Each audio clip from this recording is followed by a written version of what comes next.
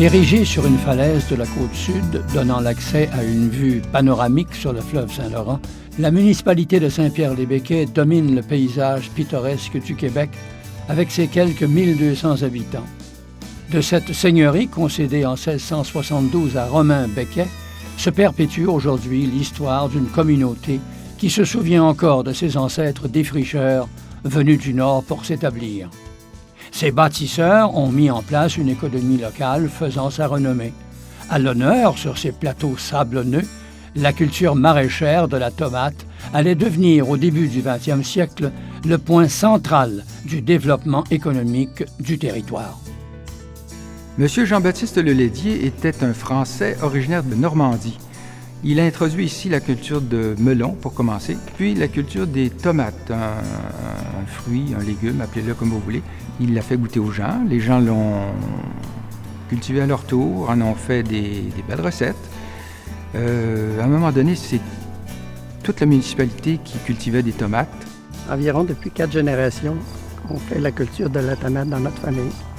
Il y avait 25-30 familles. À peu près tout le monde faisait de la tomate, mais les familles Trottier, les familles Demers, les familles Saint-Cyr, c'était l'économie de la région du temps. C'était le sol qui faisait que la tomate avait meilleur goût. Elle était moins acide, elle était plus juteuse. C'est ça qui faisait que la tomate était si bonne. Devant le succès de la culture de la tomate, il y avait des surplus de fruits. Alors il a eu l'idée de faire une conserve de tomates qu'on a appelée la tomaterie, qui a fait travailler les gens depuis les années 1900 jusqu'à 1950-55 environ. Oh, il y avait une trentaine de femmes qui bûchaient les tomates. Ça prenait une quinzaine d'hommes. Oui, tout l'ouvrage qu'il y avait à faire. C'était pas mal perfectionné. Il y avait une satisfeuse qui bouchait à 45 ans la minute. C'est des cannes. Dès les années 50, plusieurs entreprises prospères ont vu le jour.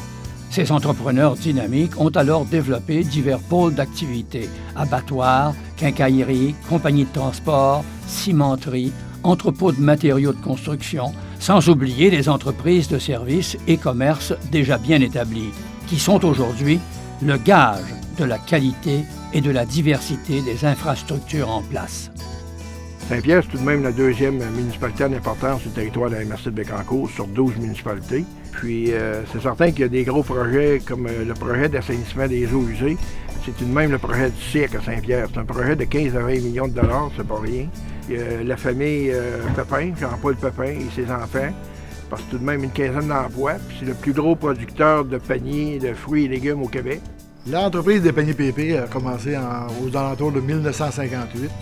Mon père, Jean-Paul Pepin, qui avait acheté une machine à panier parce qu'il y avait tellement de tomates à Saint-Pierre qu'avec notre propre produit, on pouvait l'élaborer que le lendemain, ça pouvait partir. On avait l'empaquetage pour. Et c'est comme ça un petit peu que je te dirais que l'entreprise a commencé. Saint-Pierre-les-Béquets, ça a été un des gros points parce qu'on était au cœur du Québec. Qu'on aille à Montréal ou qu'on aille à Québec, il y a tellement peu de différence. On pouvait desservir notre monde en dedans de 48 heures. Nos clients, c'est quasiment pas des clients. Je vous dirais qu'en haut de 80%, c'est des amis aujourd'hui. Moi, je fais partie de la 3e génération qui reprend l'entreprise. On a intégré des produits en carton de certaines grandeurs qui sont fabriqués de façon différente, qui étaient montés à la main il y a 20 ans, qui aujourd'hui, c'est tout fait à la machine, manufacturé. On peut compter en moyenne une quinzaine d'employés à l'année. On engage entre 20 et 30 étudiants par année aussi pendant la saison estivale. Donc les étudiants nous aident beaucoup à transformer les produits. On couvre le Québec au complet. On a des clients en Ontario, dans les Maritimes, au nord des États-Unis. On reçoit beaucoup d'appels de l'Europe. Et puis le fait qu'on diversifie aussi nos produits, ça nous apporte de la nouvelle clientèle, des nouveaux contacts. On est 4 fois plus gros aussi qu'on était il y a 15 ans. La présence remarquable d'une quinzaine d'organismes et d'institutions dédiés aux citoyens traduit aujourd'hui une grande vitalité communautaire grâce à l'implication de plus de 200 bénévoles. Soucieuse de maintenir ce dynamisme vivant, la municipalité de Saint-Pierre-les-Béquets favorise le développement social, mais également l'éducation, le loisir et la culture dans une perspective de durabilité. La construction de l'école secondaire des Seigneuries en 1974, puis par la suite l'aréna, ça fait de Saint-Pierre un village-centre au niveau institutionnel. Au niveau de l'école secondaire, les Seigneuries, depuis plusieurs années, on a des bons services professionnels, c'est-à-dire que de l'orthopédagogie professionnelle, de la psychoéducation, de la psychologie, du travail social également. On travaille en complémentarité avec le C3S. Nous sommes la seule des 3 écoles secondaires de la Riveraine, du territoire de la Riveraine, à avoir le programme en sciences ATS, applications technologiques et scientifiques. Dans les cours optionnels, nous avons art, orientation, qui est offert par l'enseignante d'art plastique. Nous avons le cours Jeunes entrepreneurs. On est la seule des 3 écoles à l'offrir. On a la portion musicale au niveau des pratiques en stage band, en harmonie, en marching band. On est reconnu au niveau provincial. On a un marching band qui est de plus en plus connu. Puis, je ne dois pas laisser de côté l'éducation physique, autant dans le secteur sportif, que ce soit la salle de musculation, que ce soit la natation, la piscine, que ce soit en gymnase. Beaucoup d'activités offertes. C'est un très beau site. C'est un site enchanteur, Saint-Pierre. On a des programmes de qualité. Donc, vous êtes les bienvenus. Venez nous voir. Quand on est arrivé à Saint-Pierre en 2003, la première chose que j'ai vue et qui a fait « wow », ça a été la bibliothèque. Il y a une belle synergie qui peut se faire, entre autres, avec les résidences de personnes âgées. On a la résidence pour aînés des Jardins-les-Béquets et on a le centre d'hébergement pour personnes non autonomes. Et ces résidences-là sont ouvertes à du bibliomobile. On va, entre autres, prêter des livres à grand caractère à ces personnes-là. On a aussi une collaboration avec la Caisse populaire, les Chevaliers de Colomb, qui nous financent cet achat-là de livres à grand caractère depuis quelques années déjà. On est d'ailleurs rendu à un taux d'abonnés de 61 % à la bibliothèque, ce qui n'est pas rien. On veut toujours s'améliorer puis offrir des nouveautés, des nouvelles. On a un petit café, un petit coin café maintenant. Et on a des lecteurs audio grand format pour les adultes qui ont des problèmes de vision. Donc, c'est des plus pour notre communauté et qui peut servir à tout le monde, dans le fond, à toute la population en général. Il y a une belle synergie qui se fait entre les nouveaux arrivants et les gens de la place. Et avec ça, on a des belles idées créatrices là, qui sont là, tout en tenant compte de la spécificité des locales. Il y a, entre autres, le comité de loisirs qui offre une fête pour les enfants à Noël. Pour les aînés, il y a spécifiquement le Club de l'âge d'or. Je pense que chacun peut y trouver son intérêt.